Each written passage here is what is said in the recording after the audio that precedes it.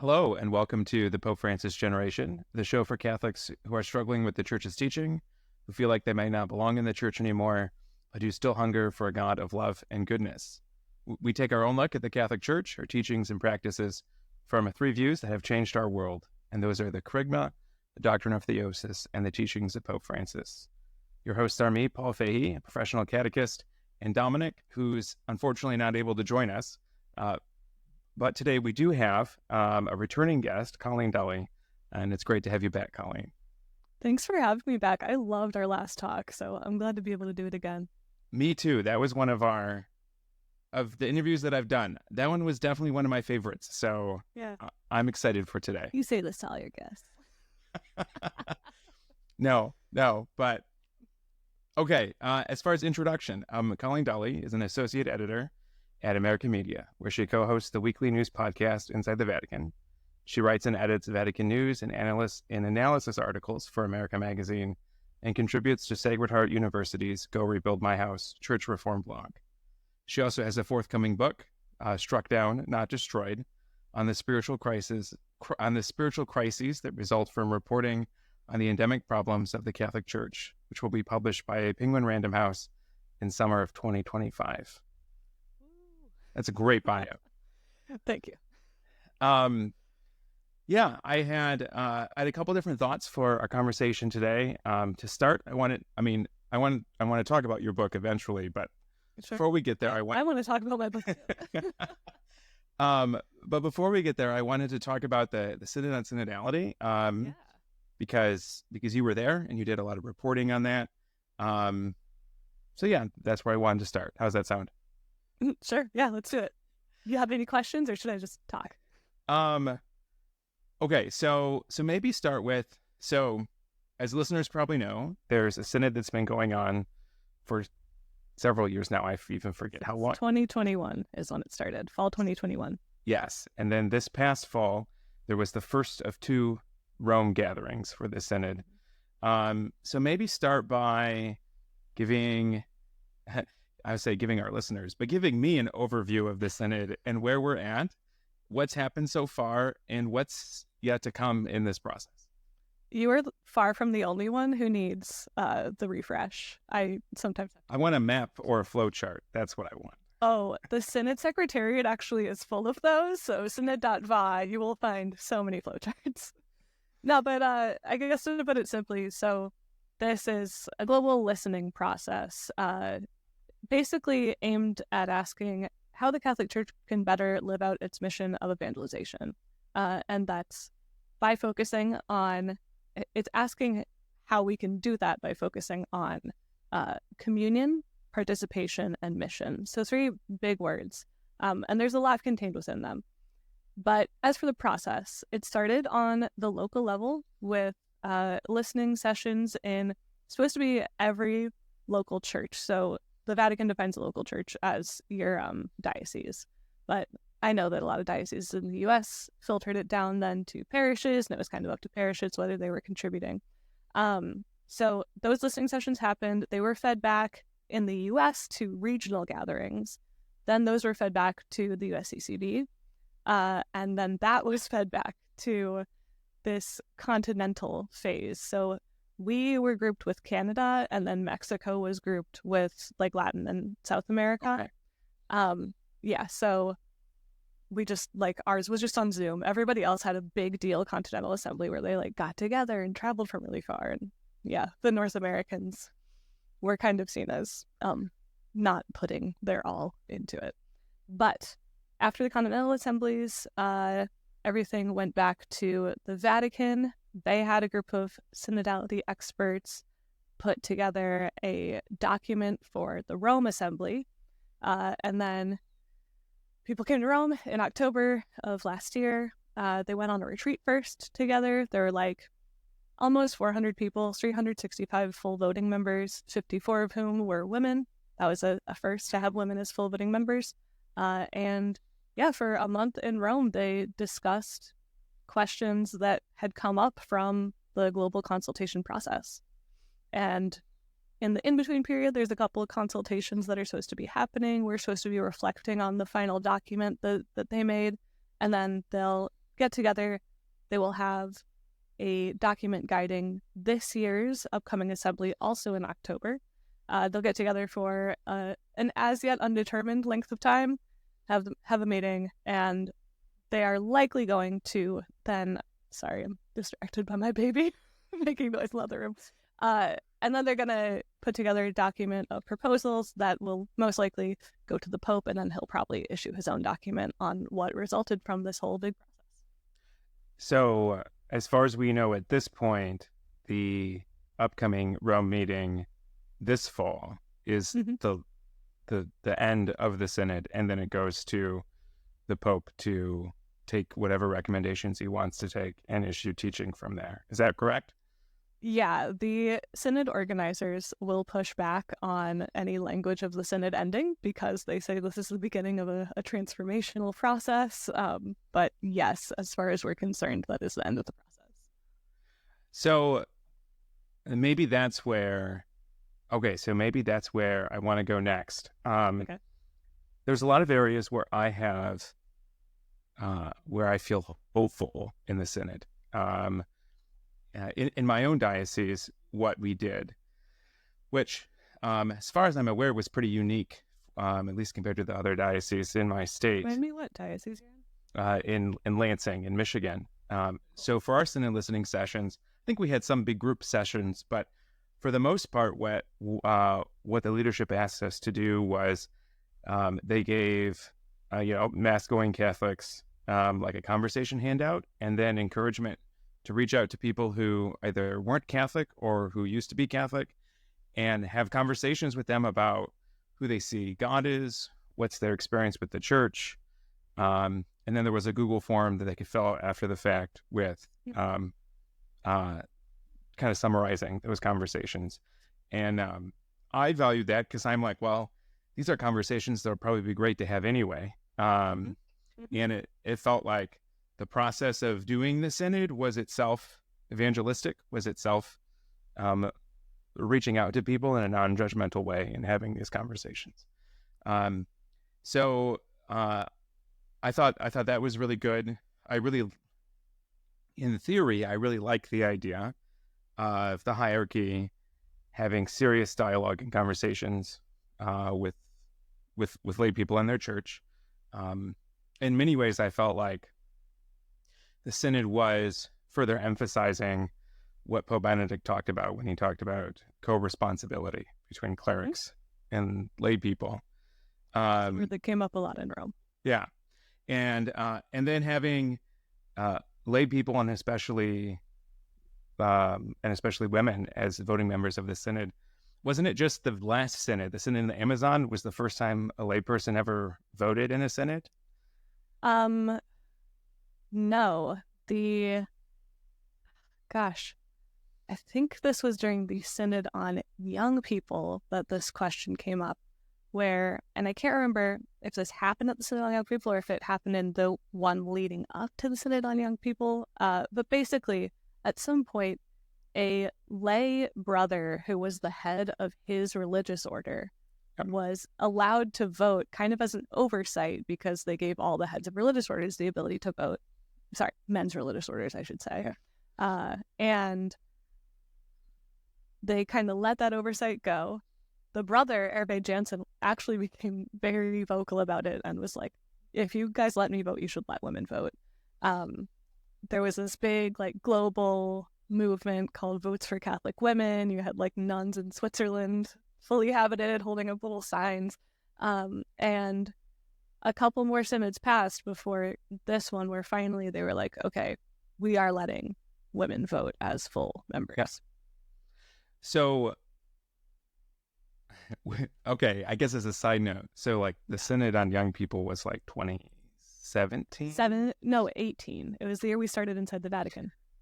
2018. So we went from the 2018 being the first time ever a layperson has voted in a Synod to now having many lay people and over 50 women voting in 2024. So in terms of the speed that the church moves, this feels very quick. When you're looking at it if you're grading on a curve, it feels really quick. So there were a lot of elements that I viewed with optimism, but then there's, and I've even experienced this where in different contexts, when I was working for the church as a lay minister, where the language of co-responsibility with clergy was used, or rather like co-opted, to where where lay employees were expected to make up for dysfunctional clerics not doing what the diocese wanted them to do, right? So there was like co-responsibility without co-authority. Yeah. And so I have reasons to be hopeful and a lot of skepticism. But you were there, and you were there as a journalist. You were there in person. You followed this a lot more closely than I have. Do you have any optimism looking at what the Synod has started, going forward, if this will provoke real reform in the church? Yeah, I think that you can't have a process this big and not see some significant changes out of it. I mean, even the Synod organizers were saying publicly to Synod participants in their public addresses that they know that this Synod is going to be evaluated based on the concrete changes that come out of it. And so they were really feeling the pressure, even as they drafted the final document for the first round, this first Roman round, to make some concrete proposals and, try to keep this moving.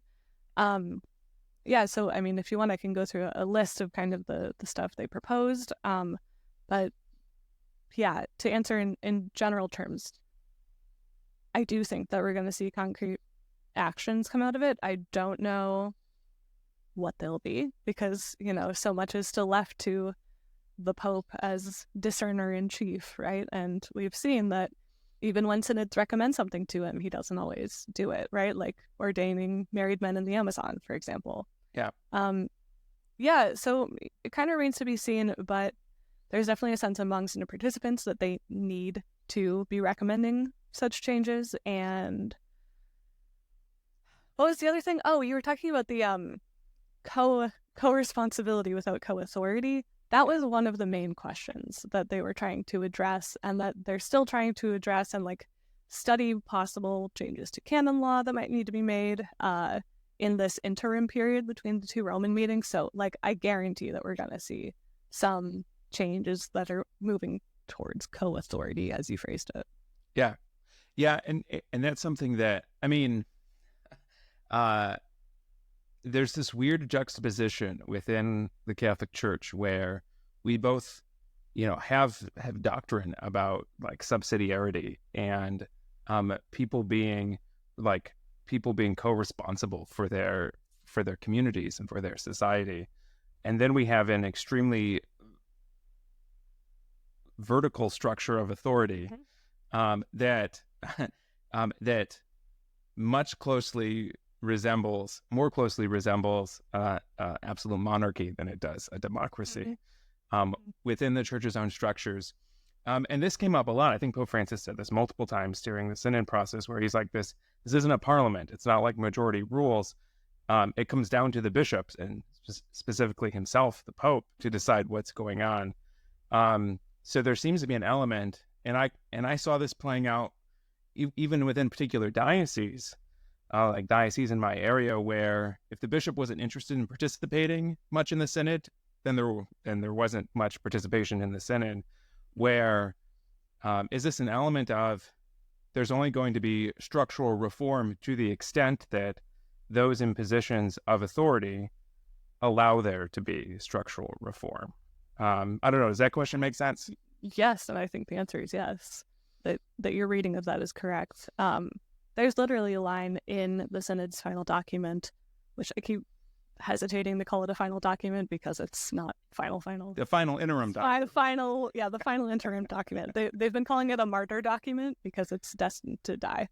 But there's a line in there that says, it's in the section on bishops, and it says that bishops are going to be the ones who are responsible for the implementation of synodality in their dioceses. And it basically says, they should be doing that. Yeah. Yeah, so yes, yeah, your reading of that is correct. I mean, there's been a lot of grassroots movement in this that I've been really impressed by. For example, like I talked to so many people who were doing kind of unofficial listening sessions, sending their stuff straight to USCCB, straight to the Vatican, if their diocese wasn't going to listen, if they thought US bishops wouldn't listen. And so, yeah, like while that can happen, I think, implementing something like making a pastoral council mandatory, for example, which was one of the proposals that came out in the final document and is a synodal structure, like a layperson can't make that happen, right? That has to come from above. So okay, so I saw this play out poorly in my own diocese several years ago. There was a restructuring process going on, and like in a grand vision that I was very optimistic about. But when leadership was pressed on, okay, but what if the local pastor isn't interested in participating in this mission? What are lay people in the parish supposed to do? Who's going to hold those pastors accountable to this mission? And when it came down to, well, the bishop isn't going to really hold pastors' feet to the fire, then it was like, oh, then this seems to all be built on sand if there isn't actual accountability for those in leadership. And I mean, my assessment of the church is there's less accountability for bishops than there is of pastors, unless like the Pope really wants to be heavy-handed in holding bishops accountable, which I haven't really seen either. So I guess, do you have optimism that that these changes will on the ground be implemented, even in areas where the leadership may not be as interested in implementing them? yeah, I think it's going to be uneven. I mean, the application of the Synod process this whole time has been uneven. I do know, though, just to nuance it a little bit, that the bishops who were in the Synod Hall, which the majority of participants were bishops, Yep. like 90%. It was still a synod of bishops, correct? Yes, despite one bishop storming out early in the meeting saying this is not a synod of bishops. There's been some talk about whether they want to go back to having a bishops-only meeting after having this and calling this kind of thing an ecclesial assembly. I don't know where that's going to end up. But anyway, the bishops who were at the synod all came home with this notion of, I can't say all, that's broad brushstrokes to paint with, but many came home with this sense of, I need to be implementing this in my diocese if I'm not already, and I need to be trying to bring others on board. So I do think that there will be kind of a movement within like the body of bishops towards synodality, towards embracing this. I think, of course, there will be people who resist very strongly, who think that this is some effort by the Pope to railroad through a certain agenda, which, I mean, it frankly can't be if you're going to have listening to, hundreds of thousands of people. But yeah, it'll be applied unevenly, but I have a little hope that it will be applied a little more than it has been so far. Yeah. To maybe shift a little bit, what has been your personal experience of the Synod? I think especially as a journalist in Rome this past October, I'm talking with people, talking with participants, talking with people involved in that process. Yeah. Oh my God, I have so many impressions. It was a really cool and interesting and frustrating experience as a journalist because they wanted to protect the confidentiality of the discussion so that they could discuss freely without feeling like, oh, if I say this, it's going to be on the front page tomorrow. But that made it tough then to get interviews. Some people took Pope Francis's request that they fast from speaking to the media as we will not speak to them at all. Others were saying, okay, we'll talk to you off record, but you can't quote us. So it's a lot of off record conversations. In fact, like during all the lunch breaks and stuff, you would like go to any restaurant near the Vatican and you would see like bishops and people sitting with tables full of journalists. So we did our best to get the story.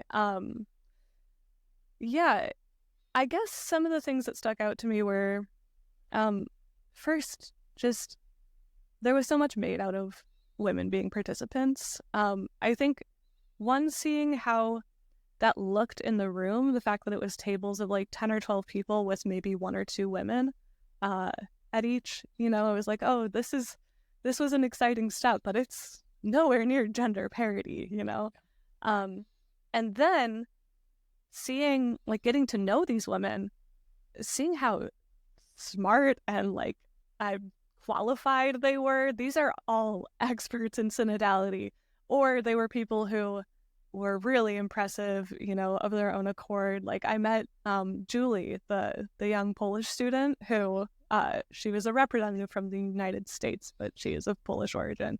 Yeah, she's like 23 or something, and she was at the synod sitting with these bishops, talking to them. They had to listen to her, and she took that responsibility very seriously. Many of the others, like I said, are experts in synodality, are really like trained in this stuff, have written books on this stuff. So I was really impressed with like the caliber of women who did make it into the room. Yeah, that's just a few things. I'll leave it there. Yeah.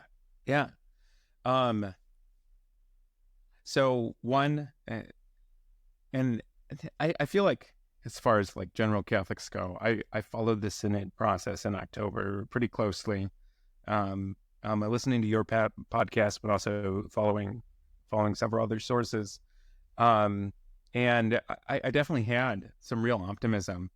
And I think it was the last week, it was getting close to the last day. The Pope gave a speech during one of the assemblies about clericalism that was like fantastic. How clericalism is strong, and like that dropped into our inboxes with zero advance warning. It was like during a closed session, which some people pointed out like there was a little bit of irony in that he had asked everybody not to publish their speeches and then he published his. But he came out really hard against clericalism. He was once again complaining about like seminarians, young priests showing up to get like really fancy vestments in Rome, and it was wild. Anyway, yeah. So I'm reading comments like on Twitter from this speech and like nodding along, because his criticism of clericalism has been, I think, really important in the church. And at the same time, like on Twitter, as I'm scrolling through, I'm seeing tweets from that speech, and then tweets about news had just broke about Father Rubneck being news had broke that he had been incarnated by a bishop, and therefore being allowed to continue functioning as a priest in good standing in the church. And those two things seem so contradictory that honestly, it kind of ruined the whole, and honestly threw a wet blanket over the whole synod experience for me, where like that, it seems just such like, just so blatantly hypocritical, where it's like, okay, here's a priest you can do something about, Holy Father. So like, you're talking about how bad clericalism is, but here's a guy who, because he's a priest, is seeming to get away with a whole bunch of stuff. So we talked about Father Rubneck when you were on this past summer. So maybe going off from there, if you could give us an update of what's going on with that, but also what was kind of your own experience of those stories as someone who maybe has more optimism in the synod than I do, but definitely knows a lot more about what's going on than I do, and then also seeing that happen at the same time. What was kind of your reaction to that? Yeah, honestly, I wasn't following it super, super closely because I was at the synod for the middle 2 weeks, and then I came home. My best friend got married, so I went off to that right away, and then I got super sick. So it was like a stomach thing. But anyway, so I don't remember a lot about my immediate reactions. I guess to give the Rubneck update, what was going on when we last talked? What point were we at in his story? He had been incarnated, right? No, he had not. He hadn't yet, but he had been removed from the Jesuits, and that his status as a priest was still pending because he hadn't been incarnated anywhere, and there was questions of why Francis hadn't lifted the statute of limitations. That was still up in the air. Yeah, which I think is still a live question.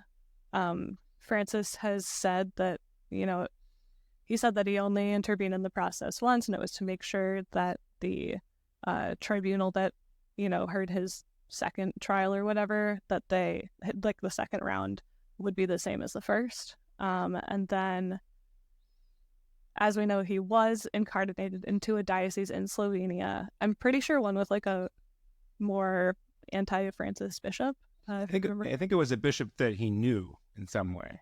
Yeah, that would make sense. And yeah, he was allowed to start ministering there. We haven't heard much from him since then. Trying to think if there were any other major updates.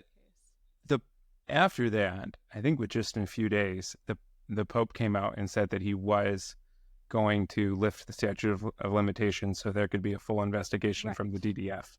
Yeah. That's right. Sorry, I am a little bit foggy on my memory of all the details.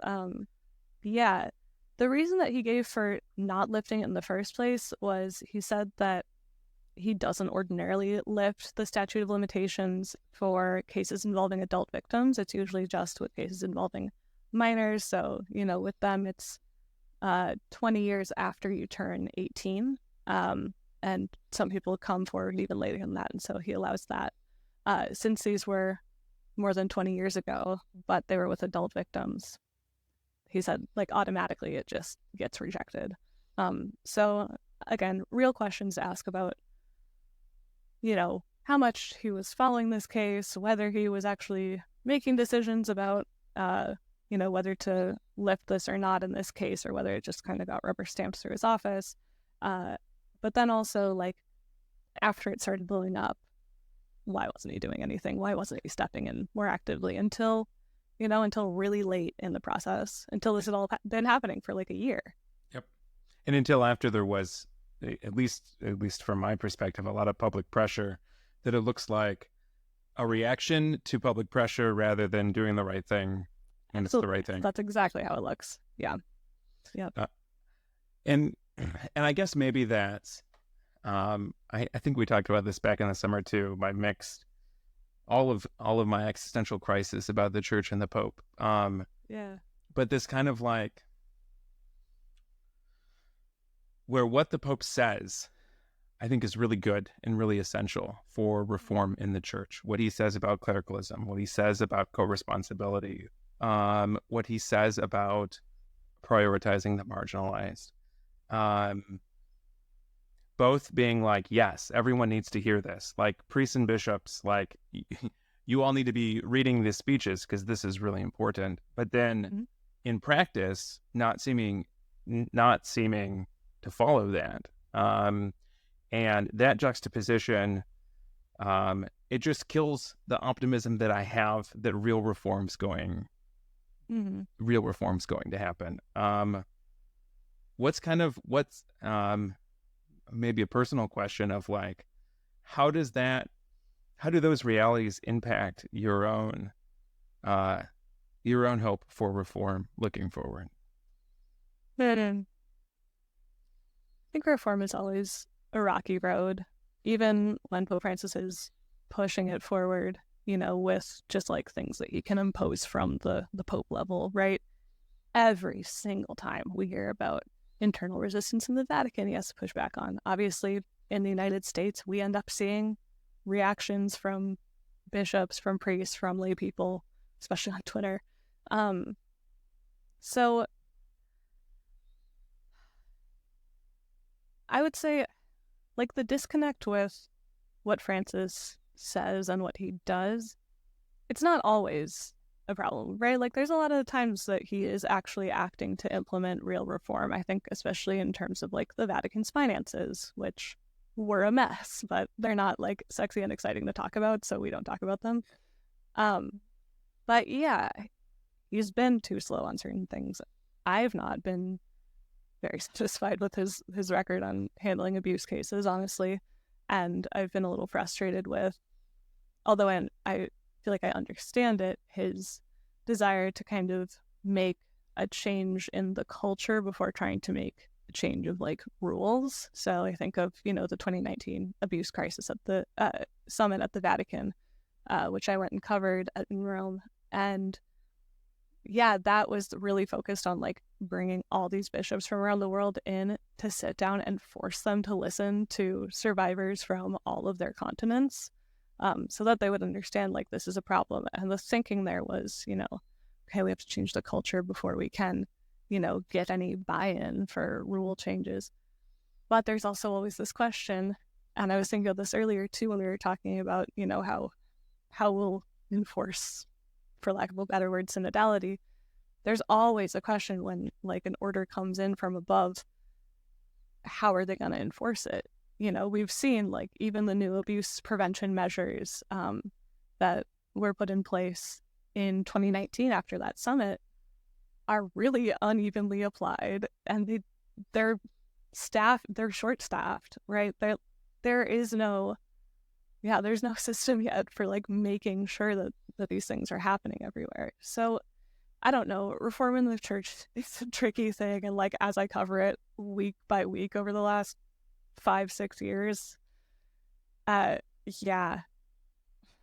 there's not one thing to blame. It like lurches forward and lurches back, and I don't know, I just try to have faith that it's going to continue in a mostly forward motion. I'll try to land on a more hopeful note than that. I do have a lot of trust in the Holy Spirit, and I do think that there are people high up in the church who are good at listening to the Holy Spirit, and so I have faith that will win out. Yeah. So maybe that's a good transition. And if it's not, it's going to be a transition anyway. To talking about force that segue, baby. To talking about the book that you have coming out, which it's titled "Struck Down, Not Destroyed," and the description that you have is it's about the spiritual crisis the spiritual crises that result from reporting. Not just one. Not just one. That result from reporting on the endemic problems of the Catholic Church. Yeah. And then on Twitter you wrote, you said, "I keep having conversations with people who, upon seeing headlines about the latest church scandals, both want to understand what's going on and at the same time are wrestling with whether they can still in good conscience stay in this institution. As a reporter, I've had a front row view to these issues, and as a Catholic, I've wrestled with the questions of belonging. This book tells the story of both those institutional problems and grappling with the spiritual hurdles they present." There's a lot there. There's a lot that I resonate with. Multiple crises I definitely resonate with. I appreciate the word endemic quite a bit, actually. I feel like that's important, but can you tell us about the book? How did it come about? Sure. Why'd you end up writing on this topic? Yeah, I honestly kind of just feel like I won the lottery here. There was a new editor at Penguin Random House specifically at their like evangelical, ex-evangelical vertical, which is called Convergent. And one of the projects that his team was undertaking was that the Convergent team was supposed to work on reviving image books, which you might recognize from like some older books on your bookshelf. It was a Catholic publishing house that published some pretty important stuff. And yeah, it was acquired by the company and then it kind of died out. And so they're trying to bring it back. Actually, they're like right now launching or getting ready to launch their first few books as the resurrected image. Yeah, but so one editor from that team was pretty new to the staff. He was excited about this. He had read some of my writing. I don't know which of my writing he had read. I would love to know that. I should probably ask him. But he was like, "Hey, I think your writing is good. I'd be interested in just like talking about the possibility of maybe working together." And in that first call that we had, we hatched fully formed the idea for this book. So, I mean, we were just talking about like how my job makes my faith hard, pretty much. And we kind of were like, oh, that's actually a really unique angle to be writing from. And, okay, nobody's going to buy a memoir written by me because nobody knows who I am. But But if it's like a combination of journalism and spiritual writing that speaks to this wrestling that everyone's doing with the news, and like the special in can be that I have a front row view to this stuff, that's actually something interesting. And so it's been like a year and a half of pouring my soul out and learning to be way more vulnerable and talk about my faith a lot more than I ever did before. Part of me is still terrified that people are actually going to read this and see my inner thoughts and spirituality out on the page. But I do really think it's going to like help people feel less alone, you know, just like our conversations do, just like our conversation last year did. So yeah, that's the hope. I can go through what the chapters are if you want. Yes, let's do that. Yeah, okay. Because it's vague until you get to the specifics. So chapter 1 is on the abuse crisis. Chapter 2 is on women in the church, which I've done a ton of writing about. It's like one of my pet subjects. So I write about like, especially like getting to know Mary Magdalene on like a very formative tour of the Holy Land that I told you about the last time that I was here. And then chapter 3 goes into the question of U.S. traditionalism, which was like a really tough one to write actually, because I had to confront my own like manipulated narratives about these things and how they came about and how they played out in my own life. Like, I used to be a Latin Mass person and I stopped going, and I assumed it was because of some kind of political shift around like the 2016 election. But when I looked back, I realized no, it was actually, I don't want to like give away the whole book, but it was actually because I lost someone very dear to me to suicide, and I couldn't bear to be around people who like believed that this person was in hell. And so I mean, I realized that was why I started going to Latin Mass. Like, as I was writing this book, I was at the coffee shop, just like pushed back from the table, and I was like, I can't write anymore today. I'm just gonna have to sit with that one. Yeah, so it's been opening up some tough stuff for me too. Chapter 4 is on Jean Vanier. I promise the whole book's not super dark, but it's on that. It's okay. It feels like most of the church is super dark, so it seems to fit. Look, it's Catholicism. Yeah. Yeah, chapter 5 is then about the saint-making process, kind of the, I think, questionable role of money in the saint-making process. Yeah, and you had a podcast about that last year, right? Had a podcast about it. I wrote a big piece on Dorothy Day's canonization cause, which is like when I got kind of an inside view of that process because I was working on her cause. And then chapter 6 is all on the Synod. Yeah, so it does end with kind of a lot of my hopes for the Synod. This is not at all on our outline, but it's okay. Your conversation about confronting traditionalism, yeah, and confronting it in specifically this idea of not wanting to be in a community where there's this belief that someone who died by suicide is now doomed to hell. Mm-hmm. Recently, and really recently, just within the past month or two, in my continuing effort to try and understand my own experience in the church, I've been wrestling with the question of why Pope Francis's teaching specifically has been so important for my spiritual growth. And one area that I've landed on is that it's very juxtaposed, or even in opposition to, what I would now call like Catholic fundamentalism. Yeah.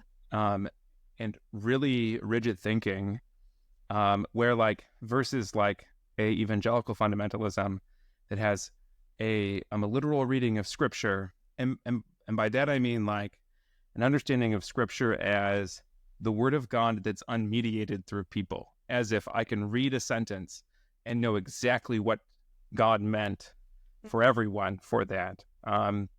Where like fundamentalism within Catholicism may not have scriptural fundamentalism, but it has traditional or magisterial fundamentalism, where just by reading the sentence on the page, I presume to know exactly what God means for everybody, as if, to borrow a phrase from Pope Francis, I possess, and actually from Pope Benedict, I possess the truth, right? Yeah. Versus an authentic Catholicism, which is the truth possesses us and continues to lead us forward. That's from Pope Benedict. Does that, the language and framework of fundamentalism, does that describe what you're articulating here as well? I think so, especially when you start to draw the contrast with Pope Francis. What I've kind of come to understand in covering a lot of the criticisms of Pope Francis is, like, we live in a really unmoored world. We live in a really unmoored church, and people want answers that they feel like they can count on, that are, like, really defined. I mean, do you remember in the Avengers when, like, Loki shows up and is like, kneel, and, like, a bunch of people kneel, and he's like, see, doesn't that feel better? You humans like being told what to do. Yeah. But it's true to an extent. People do like to be told what to do. It feels like a certain answer.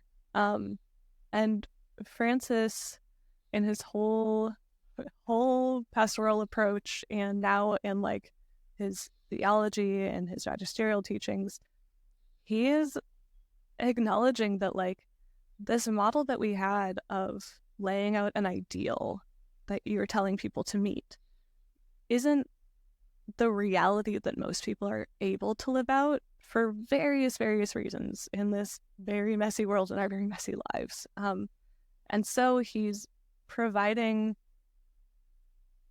a way to minister to people who are in the gray areas of life instead of just kind of leaving them behind. And I really think that a lot of the resistance to him and to his approach is from people who just want to be told what to do, who don't want to be, that's putting it really simply, right? But by people who are looking for that certainty and who feel sort of threatened by that attention to the gray areas. And I think that there's, at least for me, there's a real avenue for empathy with that.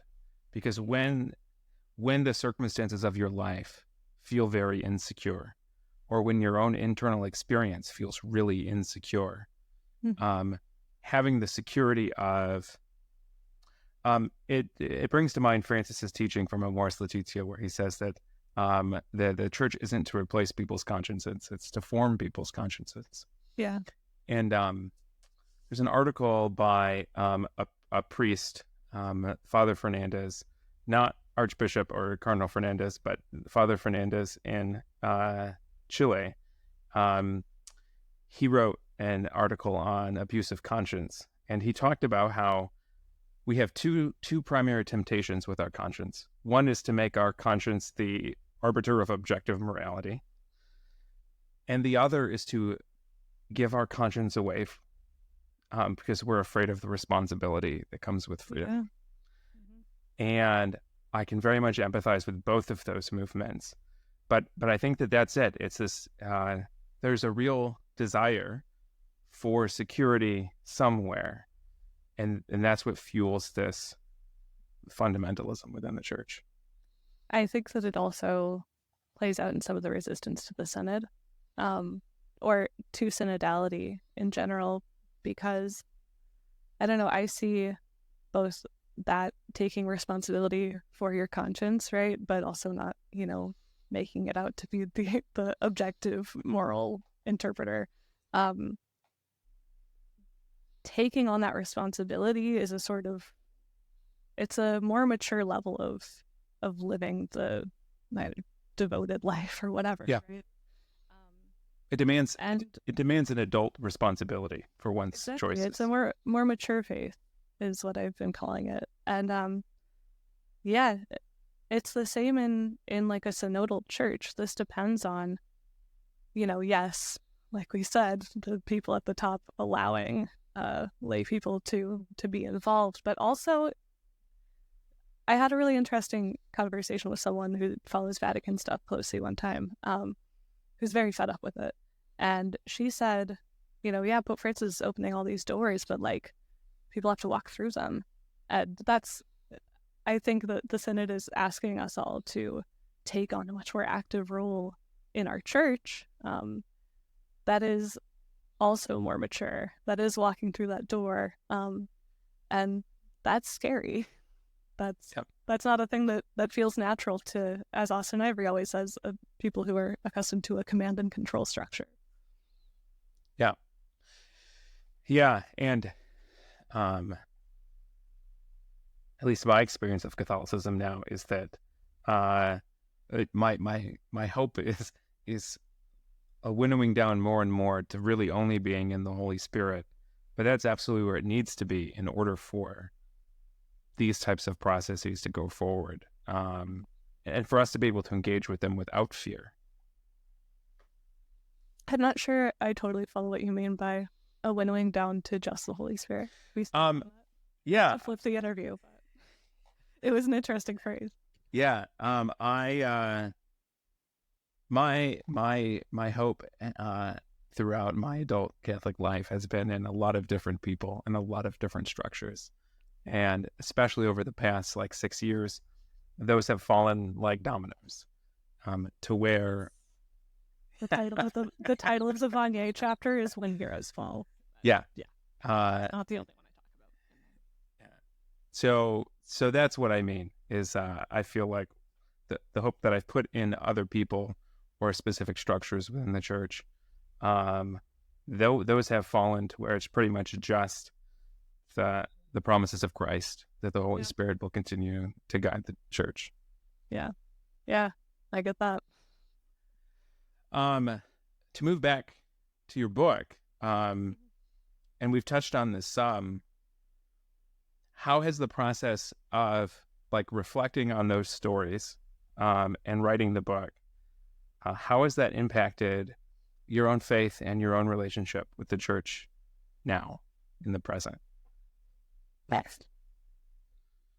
I can't talk about this without talking about how I first had that first conversation with this book when I was pregnant. And I have been writing it as I, finished my pregnancy and had a baby and have had a 1-year-old, which adds a whole different stakes to wrestling with faith, wrestling with belonging in the church. Over the course of this year, I had my kid baptized. And made promises to raise your kid in the Catholic faith. Yeah. So it's it's on one hand gotten grown in a sense of, I really feel that these things are important to wrestle with and constantly wrestle with. I quote Dave Gibson in the book. He has a great line from the end of his Benedict book where he says that basically grappling with scandals in the church, thinking critically about the church, is part of the vocation of a Catholic in the 21st century. And I think he's totally right about that. So I've definitely just had that confirmed as I've sort of re-wrestled with some things while writing this book. At the same time, my faith has changed so much from having a kid that it's hard to separate out what changes in my faith came from writing the book and what came from having a kid. But I think I've gotten a lot more contemplative since having a baby. I remember one night, maybe a few months into him being born, and I was just realized in the chair next to his crib looking at him and realized that what I was feeling while looking at him, this overwhelming love, is how God looks at us all the time. And usually we're asleep and can't see it, but oh my God, it's there. And if you even allow yourself to feel it a little bit, it can totally overwhelm you. There's been sort of a return for me to that kind of, I don't know, maybe very affective faith, very feeling strongly, just kind of sitting with God, while also knowing that like it is important at times when stuff is going on that's really driving me insane about the church or whatever, that like I can yell at God, and I know that we have that relationship too. And a lot of the book covers times when I've had to like have it out with God, you know, wrestle all night like Jacob and the angel. I love that story. But yeah, it's calmed a bit, I feel like. Part of that is maybe that I don't have a lot of like time to be yelling at God or energy. I just need to crash at the end of the day.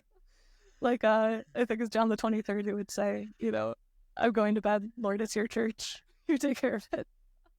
But yeah, I don't know, that's a couple ways it's changed.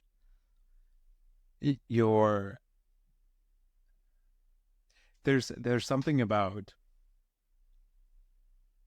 I think especially having kids, at least in my own experience, having kids, that that clarifies a lot of things. It gives you a sense of what's important and what can be left aside. Yeah, and something about more than any other image that God uses in Scripture for us to describe Him, He uses Father. Like that's the primary image. Like He uses a parental image, and there's something about that is so.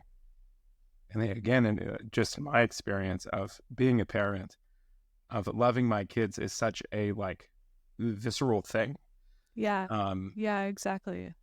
That just comes from my gut and is absolutely overwhelming. And for God to use that description of the way that He loves us, yeah, I felt that connection before, where it's like, yeah, the way that I'm loving my kid, that's revealing something to me about God. Yeah, exactly. Yeah.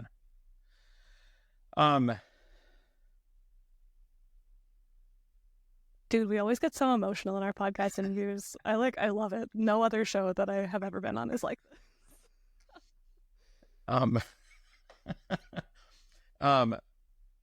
Nope, I won't make that joke. That's fine. Oh man, now I want to know. No, where do you want to go next?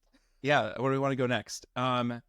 We have just a couple of minutes left. And this kind of relates. This was a late add to the outline because I was catching up on your podcast, and you and Jerry were talking about the Pope recently gave a speech to a journalist who covered the Vatican, and he talked about being a journalist as being a vocation. And he also talked about the particular struggles of being a journalist who covers the church because of, he says, it's twice as uncomfortable when applied to a high subject such as the church. Both the responsibility of covering something as important as the church and also the personal impact of, because it's something so important to a Catholic journalist personally.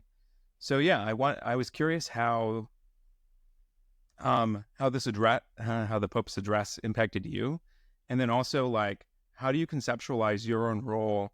Like, do you see your role as journalist as a vocation, and do you see, I guess, what do you see your role as being a Catholic who also covers the church, and the weird where you have this like weird authority and power dynamic where like the church is your authority, but also you're in a way holding that authority accountable as a journalist.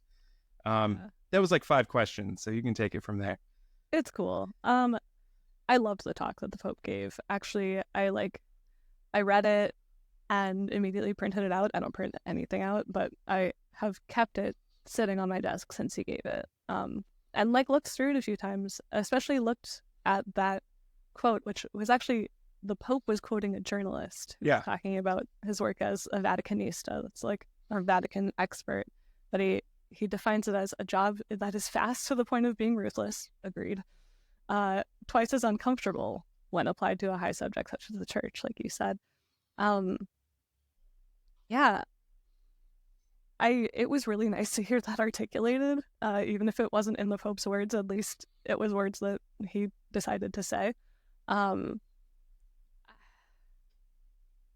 Yeah, I was really touched by the talk, and it really made me feel seen in a lot of ways. As for how I conceptualize my role, I don't know. I've heard people, colleagues at various publications or whatever, because I've worked at a few now, say like, oh, I'm a journalist first and a Catholic second, and that's never totally resonated with me. And then I've also worked with people who are like, no, I'm a Catholic first and a journalist second, and that doesn't really resonate with me either. Like, each one feels like you're giving away, or like it feels like it's minimizing the second one, whatever you choose to put second. Can it really be good journalism if you're saying that you're a Catholic first? Can it be, being Catholic is such an all-encompassing thing. If you say you're a journalist first, like, what does that mean? So I guess where I've landed is like, my interest is really the truth. And it's like, not the truth in like like the way the Dominicans talk about it, where they're like, oh, we like preach truth. It's like, it doesn't feel like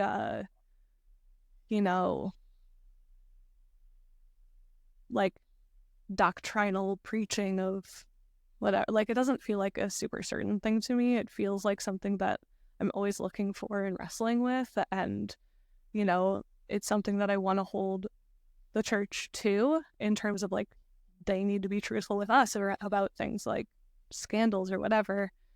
Also keeping in mind that like, we are the church, so like, it isn't all just this top-down thing. There's a lot of different things, I don't know, that inform my vision of this. But like, to answer one of your questions, yeah, I do think of it as a vocation. And I guess in the course of writing my book and like getting feedback from my editor, who is also kind of a spiritual seeker type of guy, I've come to understand it as a vocation to the truth. And for me, that means both, like being the best, most critical thinking, engaged Catholic I can be, and also being like the most dedicated, digging stuff up, working really hard journalist I can be. And they go together for me. Yeah. I mean, in theory, it seems true that if God is truth, then those line up perfectly. But in the reality of the brokenness of the church, those don't always line up. And you're going to find the truth being, in fact, in opposition to what the authorities in the church have built and have said. Right. But if you're pushing towards the truth, you're pushing towards like God, if you're going to, do the equal sign thing. Like I think that you mentioned the authority question, right? Like, church has an authority over me, but also as a journalist, you have an authority over whatever institution you're covering. It's like fourth estate idea. I think it is my responsibility to like push the hierarchy or whoever's like lying in the church towards the truth, and that is part of why I see it as a vocation.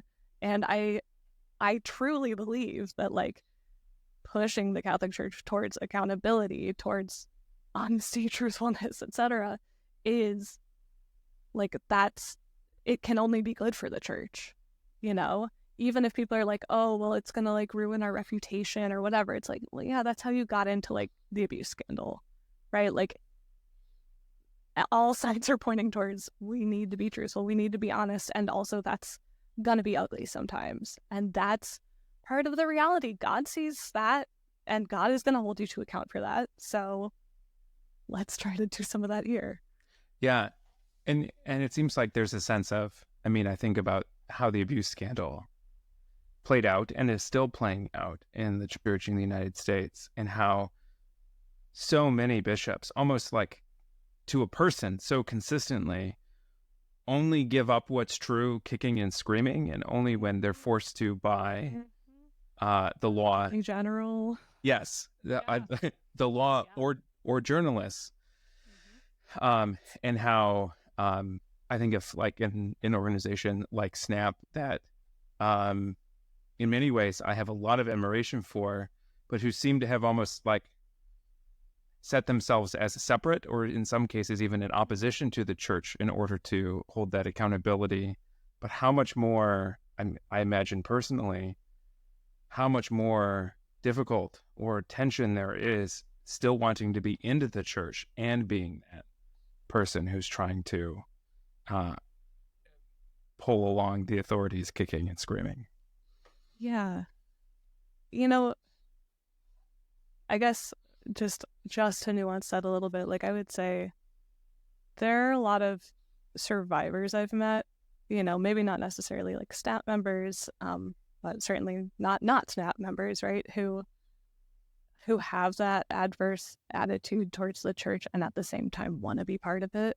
And it's like a struggle. And as somebody who's trying to give voice to how that similar struggle plays out in my own life, like, yeah, man, I have nothing but like, I feel for you. And I try to address my book to people who, maybe do want to stay Catholic, maybe are like, feel like they can't, are struggling with it. I don't know.